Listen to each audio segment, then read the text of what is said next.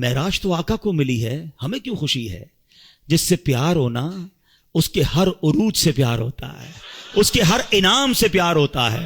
اچھا یہ تقسیم آج سے نہیں ہے، یہ 1400 ایئر سے پرابلم ہے۔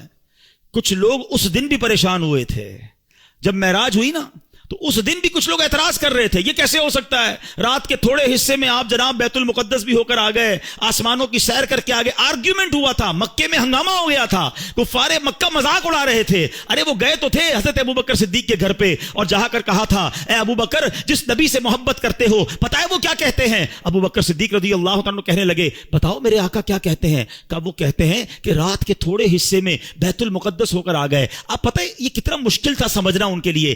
عقل یہ کہتی ہے کیونکہ بیت المقدس کی جو جرنی تھی فرام مکہ ٹو فلسطین، اٹس اباؤٹ 1 month جرنی، 1 مہینے کا گھوڑوں پر اونٹوں پر سفر تھا، مہینہ جانا مہینہ واپسی، اور رات بھی نبی پاک یہاں ہیں، فجر میں بھی یہاں ہیں، اور دعویٰ یہ ہے کہ میں رات ہو کر آیا ہوں۔ بڑا شور مچا، سبحان اللہ۔ صدیق اکبر نے کہا اگر میرے آقا فرماتے ہیں تو سچ فرماتے ہیں، آقا فرماتے ہیں تو حق فرماتے ہیں۔ اچھا لوگوں نے بڑا آرگیو کیا، اے ابوبکر یہ تم کیسے کہہ سکتے ہو، یہ تھوڑی دیر میں اتنا بڑا سفر کیسے ہوا؟ حضرت ابوبکر صدیق نے کمال کا جواب دیا، کہتے ہیں میں تو اس سے بڑی بڑی باتیں بھی مانتا ہوں۔ وہ کہتے ہیں رب ایک ہے، میں نے دیکھا نہیں، میں مانتا ہوں ایک ہے۔ وہ کہتے ہیں جبریل قرآن کی آیت لے کر آتے ہیں، میں نے دیکھا نہیں جبریل کو قرآن لاتے ہوئے، قرآن میں نے مانا رب کی کتاب ہے، نہ قیامت دیکھی، نہ جنت دیکھی، نہ دوزخ دیکھی، جب میں تمام چیزوں کو بن دیکھے مانگتا ہوں تو جب میرے آقا فرما رہے ہیں تو سچ فرما رہے ہیں۔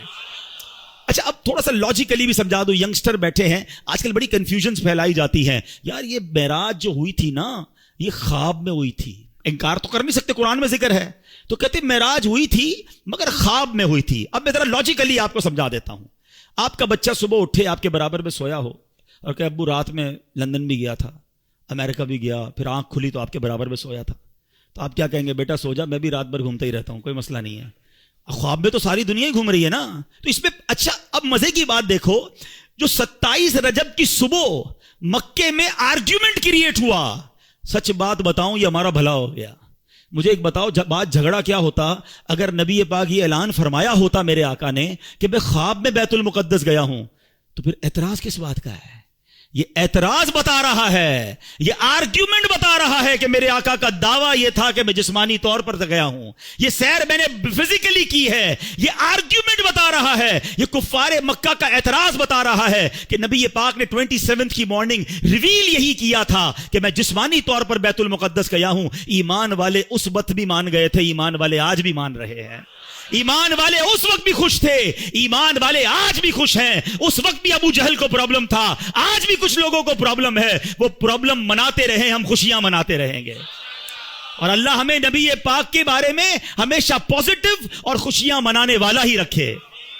یہ صدیق اکبر کی شان ہے۔ فرام دیٹ ڈے صدیق اکبر صدیق کہلانے لگے، کیونکہ تصدیق کی، آپ نے بن دیکھے تصدیق کی اور خوشی بنائی۔ وہ پنجابی لوگ بڑی پیاری بات کہتے ہیں، اللہ کرے ہم بھی ایسے بن جائیں کہ ایسی منن والے ہیں، سوچن والے نہیں ہیں۔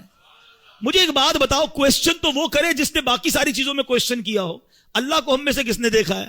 ہمیں تو آقا نے فرمایا رب ایک ہے، ہم نے مان لیا، کتاب بتائی کہ یہ قرآن ہے، ہم نے کہا ہاں رب کا کلام ہے۔ جب ساری باتیں نبی پاک کی مان رہے ہیں، وہ بتا رہے ہیں جنت میں جانا ہے، دوزخ میں نہیں جانا ہے، وہاں عذاب ہے، قیامت آنے والی ہے، ہمیں تو سب ملا آقا کے صدقے ہے۔ تو یہی آقا جب فرماتے ہیں کہ معراج ہوئی ہے تو یقیناً ہوئی ہے، اور سنو یہ آقا معراج کی رات بھی تمہیں بھولے نہیں ہیں، وہاں پھر بھی تمہیں یاد رکھا ہے۔